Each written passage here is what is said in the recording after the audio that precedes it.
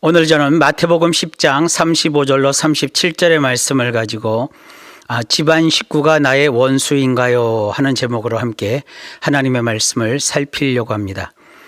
오늘은 많은 사람이 오해하거나 잘못 이해하는 성경 말씀을 본문으로 선정했습니다. 이 난해 구절을 통해 봄을 맞는 우리 성도님들과 특별히 각 가정에 하나님의 은혜가 넘치는 시간이 되시기를 바랍니다. 우리 예수님은 이 땅에 사람으로 오신 하나님이십니다. 성경에는 예수님이 이 땅에 오신 목적이 여러 가지 나옵니다. 그 가운데서 오늘은 해석하기 좀 어려운 난해 구절 하나를 소개합니다. 예수님은 내가 온 것은 사람이 그 아버지와 딸이 어머니와 며느리가 시어머니와 불화하게 하려 함이니 라고 하십니다. 이것은 자칫하면 오해하기 쉬운 말씀입니다. 주님이 말씀하신 아들과 아버지, 딸과 어머니, 며느리와 시어머니, 이런 가족 관계에서 서로 불화하게 만들려고 이 땅에 오신 것처럼 오해하기 딱 좋은 구절입니다. 그러나 그렇게 생각하면 안 되는 말씀입니다. 이 말씀은 그런 의도로 예수님이 하신 교훈이 아닙니다. 그래서 이 구절은 풀기 어려운 난해 구절에 들어갑니다. 여러 해석이 있지만 가장 좋은 성경 해석은 본문 안에서 해석하는 것입니다. 이 구절에서 오해를 불러일으키는 대목은 불화라는 단어입니다. 사전에서 불화는 서로 화합하지 못하고 사이좋게 지내지 못한다는 뜻이라서 이렇게 해석할 수 있습니다. 아하, 예수님을 믿으면 가족 안에 서로 갈등 관계가 형성되는 것이구나. 과연 그럴까요? 예수를 믿어서 가족 안에 서로 의견이 다르고 심할 경우 서로 충돌하며 불화한다면 우리가 굳이 예수님을 믿을 이유가 있을까요? 천국 가고 안 가고는 둘째치고 예수를 믿는다는 이유로 아버지와 아들이 서로 대립하고 딸과 어머니가 서로 등 돌리고 며느리와 시어머니 사이가 싸늘하다면 그것이 뭡니까? 그런 집에 누가 들어가고 싶겠습니까? 예수님이 무슨 가정 파괴범이십니까? 적어도 이 거칠고 험한 세상에서 가정이 보금자리요, 안식처요, 쉴 만한 물가가 아니라면 결혼 그런 것 안 하고 그냥 혼자 살지 뭐하러 가정이 필요하겠습니까? 서로 믿어주고 기도해주고 의지가 되고 사랑하고 아끼고 서로가 서로의 공급자가 되어야 가정이고 제대로 된 것이 아니겠습니까? 그런데 예수님이 오신 이유가 아들과 아버지, 딸과 어머니, 며느리와 시어머니가 서로 불화하는 것이라니 이 얼마나 황당하고 이해하기 힘든 상황입니까? 여기서 이 불화라는 단어를 잘 이해해야 합니다. 그래야 이 난해 구절이 제대로 풀립니다. 불화는 원어로는요, 디카조라고 합니다. 이 단어가 식물로 치면 한 나무인데 가지가 양쪽으로 갈라져 자라는 모습을 뜻합니다. 포도나무와 감람나무 이렇게 완전히 다른 각각의 두 나무의 나뭇가지가 되는 것이 아니라 같은 포도나무인데 이쪽 가지 저쪽 가지가 나뉘어서 자라는 그런 상태를 디카조라고 합니다. 가족 안에 디카조를 대입해 보면 한솥밥을 먹고 함께 한 인생을 사는 가족인데 그 가족 안에 이쪽까지 저쪽까지가 자기 나름대로 의견도 있고 감정도 있고 성격도 있다는 것입니다. 그러니까 무슨 군대식으로 모두 차렷 그러면 차렷 자세를 하고 열중 쉬어 그러면 모두 하던 동작을 멈추고 열중 쉬어를 하는 그런 획일화된 군대 같은 모습이 아니라는 것입니다. 예수님이 말씀하신 가족 안에 불화하게 하려 함이란 예수님을 믿더라도 아들은 아들대로 아버지는 아버지대로 딸은 딸대로 어머니는 어머니대로 며느리는 며느리대로 시어머니는 시어머니대로 나름의 생각과 나름의 삶과 방식이 있다는 것입니다. 온 가족이 교회에서 같은 설교를 같은 장소에서 같은 시간에 들었어도 설교에서 얻는 교훈도 다르고 받아들이는 느낌도 다르고 각자 은혜가 되었던 포인트가 다 다릅니다. 인간관계에서 가장 기초가 되는 가족들과의 관계에 예수님을 믿는 신앙으로 각자가 다름이 존재한다고 하신 다음 곧 이어서 예수님은 사람의 원수가 자기 집안 식구리라고 하십니다. 이 말씀도 잘 해석해야 합니다. 여기서 말하는 원수, 우리가 생각하는 그 원수 맞습니다. 대적관계, 미워하는 대상, 꼴도 보기 싫은 그런 사람, 그런 의미입니다. 가족이라는 울타리 밖에 있는 누군가와도 원수 관계가 아니라 사랑하며 살아야 하는 것이 원수도 사랑하라는 기독교의 사랑 계명의 원칙인데, 세상에나 나와 가장 가까이 지내는 가족, 내 집안 식구가 나의 원수라니 이것이 말이 됩니까? 아마 이 설교를 들으시는 분 가운데 이 말씀을 들으면서 무릎을 탁 치면서 그래 맞아, 사람의 원수가 자기 집안 식구라고 했어, 역시 예수님의 말씀이 맞아, 이러는 분이 계시다면 이는 매우 가슴 아픈 일입니다. 그래서 성경은 편식하면 안 됩니다. 성경에는 이런 전혀 다른 분위기가 느껴지는 다른 말씀도 있습니다. 누구든지 자기 친족, 특히 자기 가족을 돌보지 아니하면 믿음을 배반한 자요 불신자보다 더 악한 자니라. 마른 떡 한 조각만 있고도 화목하는 것이 제육이 집에 가득하고도 다투는 것보다 나으니라. 할 수 있거든 너희로서는 모든 사람과 더불어 화목하라. 사랑 안에서 가장 귀히 여기며 너희끼리 화목하라. 이런 분위기가 가정 안에 조성되라는 것이 하나님의 말씀의 교훈인데, 예수 믿는다는 이유로 가정 안에 아들과 아버지, 딸과 어머니, 며느리와 시어머니가 서로 갈라서고 원수가 된다는 것이 말이 될까요? 생판 모르는 남과도 가장 귀히 여기며 서로 화목하라고 성경이 우리에게 힘주어 강조하는데, 같이 사는 가족과는 서로 원수로 지내라? 이것이 우리 예수님의 가르침일까요? 아닙니다. 사람의 원수가 자기 집안 식구리라고 말씀하신 이 예수님은 이어서 이렇게 말씀하시거든요. 아버지나 어머니를 나보다 더 사랑하는 자는 내게 합당하지 아니하고 아들이나 딸을 나보다 더 사랑하는 자도 내게 합당하지 아니하며. 이 말씀을 겉으로만 보면 주님의 말씀은 점점 더 나쁜 쪽으로 흘러갑니다. 자, 가족끼리 처음에는 불화하게 하려 한다고 하시더니 그 다음에는 사람의 원수가 자기 집안 식구라고 하신 다음 이제는 노골적으로 나보다 아버지나 어머니, 아들이나 딸을 더 사랑하는 자는 내게 합당하지 않다. 무슨 사이비 종교 교주들이나 하는 말을 마치 우리 예수님이 하시는 것처럼 들립니다. 여기서 우선 사랑이란 단어도 무슨 뜻인지 알아야 합니다. 보통 성경에서 일반적인 사랑은 거의 다 아가페라는 단어를 씁니다. 그런데 여기에서는요, 필레오라는 단어를 씁니다. 흔히 이 필레오를 우정으로 이해합니다. 원래 이 필레오는 관심, 호감, 배려, 입맞춤 등 두 사람의 관계에서 풋풋하게 느끼는 인간으로서의 정을 뜻합니다. 좀 더 쉽게 말해서 아껴주고 위해주고 서로 챙겨주는 그런 관계를 필레오라고 합니다. 그런 의미에서 주님은 가족을 나보다 더 사랑하는 자도 내게 합당하지 아니한다라고 하신 이 말씀을 보면 제대로 이해가 됩니다. 이 말씀은 주님과 우리와의 거리를 생각해 보면 이해가 쉽습니다. 아버지와 나의 거리, 어머니와 나의 거리, 이 거리는 세상에서 가장 가까운 거리 아닙니까? 그런데 주님과 나와의 거리, 이것은 아버지와 나의 거리보다 더 가까운 거리에 위치합니다. 주님과 나의 거리는 어머니와 나의 거리보다 더 가까운 거리입니다. 저는 이것을 주님은 나의 호흡보다 더 가까운 거리에 계시다고 말합니다. 주님이 우리에게 요구하는 주님과 우리 사이의 거리는 아버지와 나의 거리보다, 어머니와 나의 거리보다 더 가까운 거리에서 필레오, 아껴주고 위해주고 서로 챙겨주고 관심을 갖고 호감을 느끼고 배려하고 입맞추고 하는 그런 관계를 우리 주님과 유지하기를 바라신다는 것입니다. 그래야 주님의 제자이고 그리스도인이고 예수님을 믿는 하나님의 자녀라는 것입니다. 자, 일단 여기까지 해놓고 조금 전에 살폈던 말씀으로 거슬러 올라가면 이해가 더욱 분명해집니다. 기억하십시오. 주님과 나의 거리는 내 호흡보다 더 가까운 사이입니다. 이런 상황을 한번 가정해 봅시다. 갑돌이와 갑순이가 어느 날 사랑하는 사이가 되었습니다. 둘이는 서로 사랑을 했습니다. 그런데 둘이는 마음뿐이었습니다. 그러다가 갑순이는 시집을 갑니다.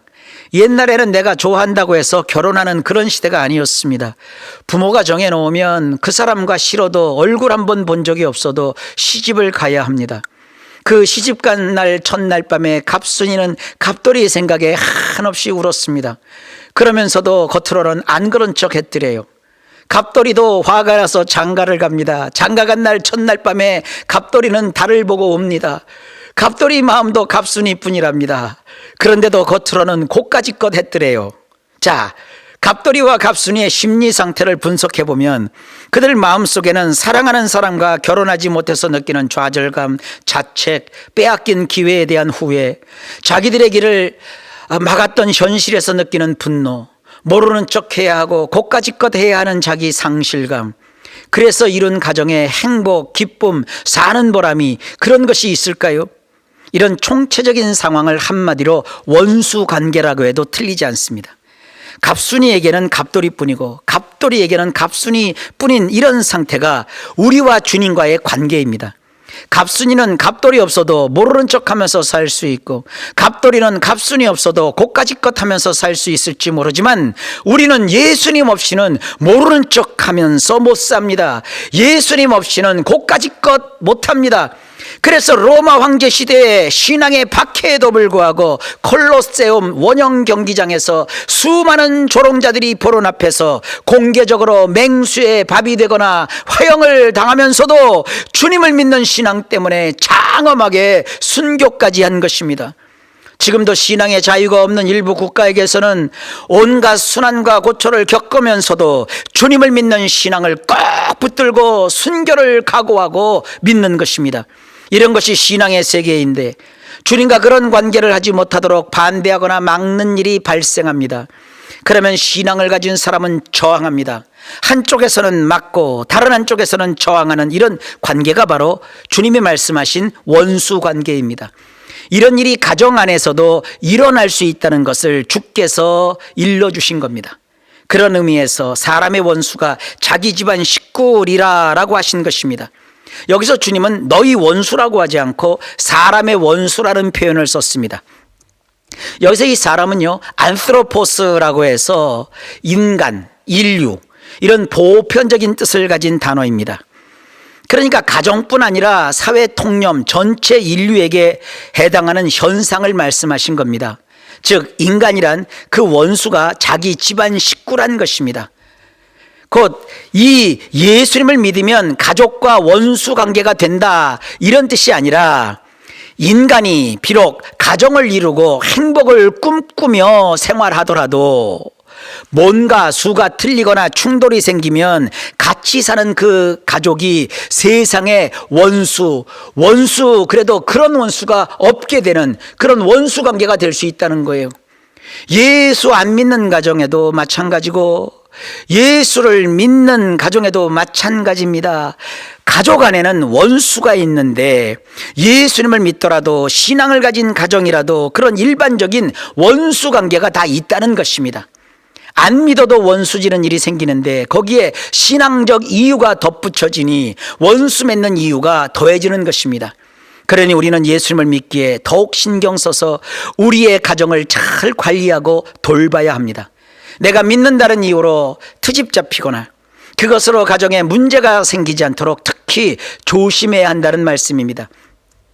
주님은 본문에서 가정 안에 원수 관계를 조장하는 것이 아니라 일반적으로 모든 가정마다 가족 간의 원수 관계가 형성되는 세상에서 예수님을 믿는 우리는 주님이 알려주신 삶의 원리와 지침대로 세상과는 다르게 진정한 사랑의 관계를 가족 간에 맺어서 살아야 한다는 것입니다.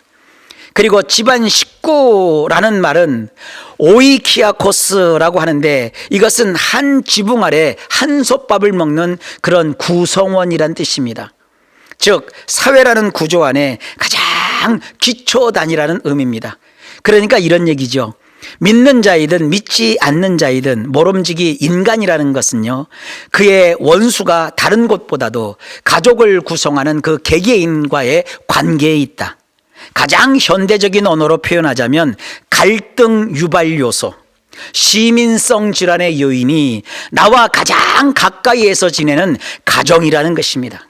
가족이라는 것, 가정이라는 것, 그것은 사랑을 배우는 가장 기초이기도 하지만 미움, 다툼, 좌절, 의기소침, 열등의식, 포기, 자괴감, 우울증, 이런 것을 촉발하는 제1의 원인이 가정이기도 하다는 얘기입니다. 그런데 때로는 주님과 우리 사이의 그 호흡보다 가까운 관계가 가족 사이의 불시도가 될 수도 있다는 예고입니다. 어떻게 해야 할까요? 그것이 오늘 처음에 살폈던 말씀입니다. 내가 온 것은 사람이 그 아버지와 딸이 어머니와 며느리가 그 시어머니와 불화하게 하려 함이라. 즉 불화를 해결해야 합니다. 불화란 아까도 말씀드렸지만 한 나무에 이쪽과 저쪽으로 뻗은 가지라는 뜻입니다. 아버지와 아들, 어머니와 딸, 시어머니와 며느리 사이에 틀림이 아니라 서로 다름이 존재한다는 것을 인정하라는 뜻입니다. 불화라고 번역한 이 디카조라는 원어에는 싸우거나 다툰다는 뜻이 없습니다. 주님을 믿기 때문에 가족 안에 불화, 서로 갈라짐이 조성된다는 식으로 35절 말씀을 해석하지 말아야 합니다. 오히려 그 반대입니다. 서로 갈라진 불화한 가정을 회복하시기 위해 예수께서 오셨다는 거예요.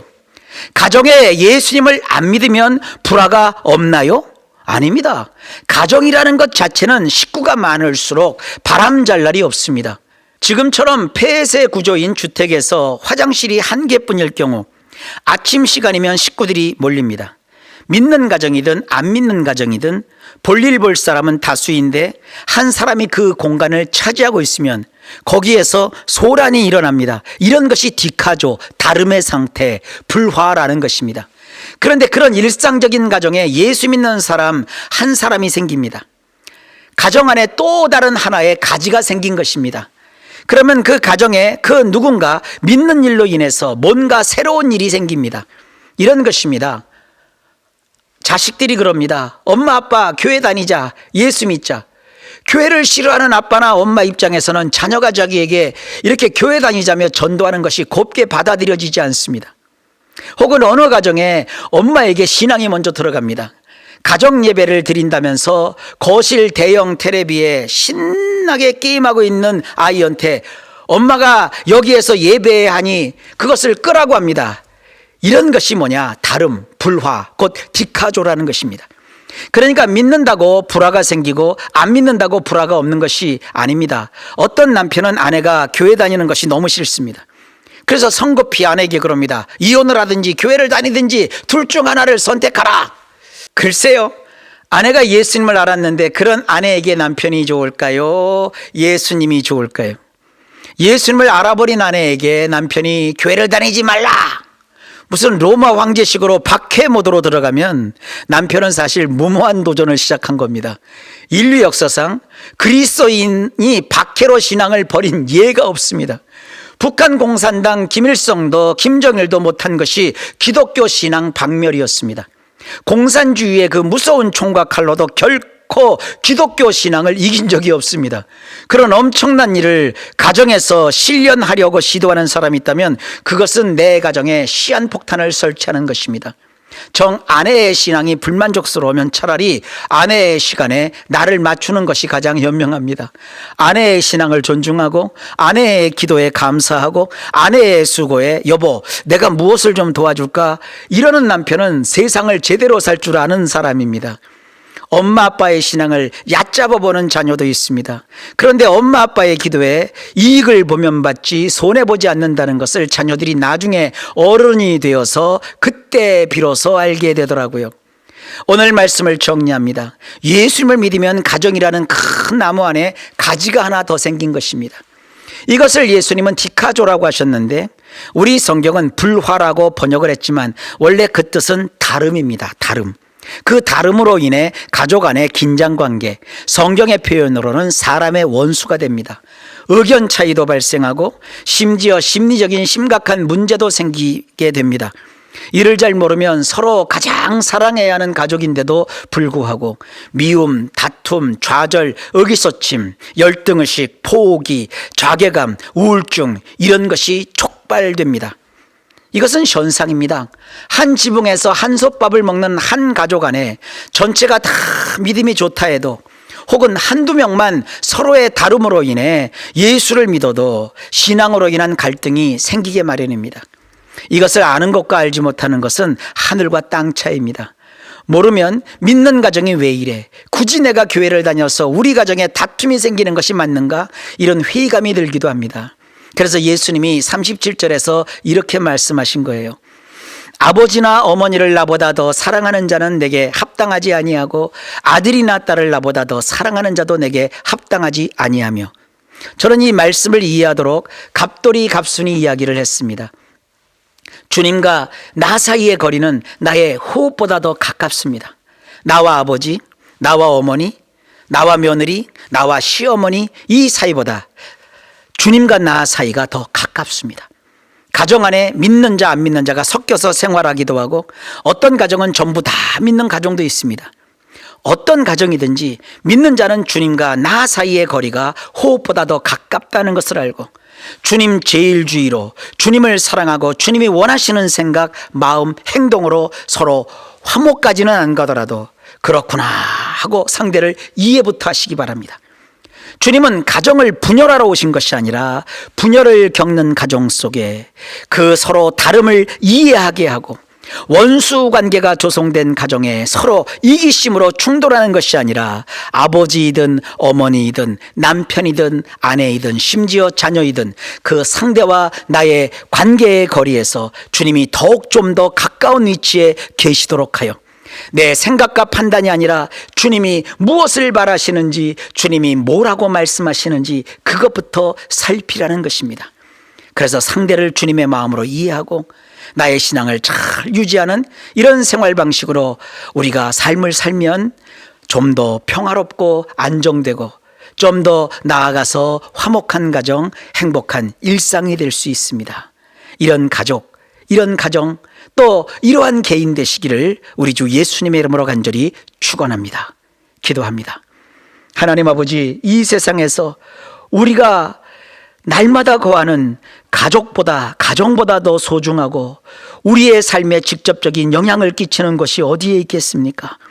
주님께서 우리 가정에 오셔서 우리 가정이 서로 턱을 지고 반목 질시하는 것이 아니라 서로의 다름을 이해하고 인정하며 원수 관계가 아니라 서로 아껴주고 배려하는 필레오, 사랑하는 이런 관계가 되게 하시는 것을 믿고 감사합니다. 이를 위해서 우리가 좀 더 주님과 가까이 있어 주님이 하시는 말씀, 주님이 지시하시는 그 명령, 그런 주님이 가지신 마음으로 상대방을 보고 서로를 아끼고 배려하는 우리 모든 사랑하는 성도들 가정되게 하여 주옵소서.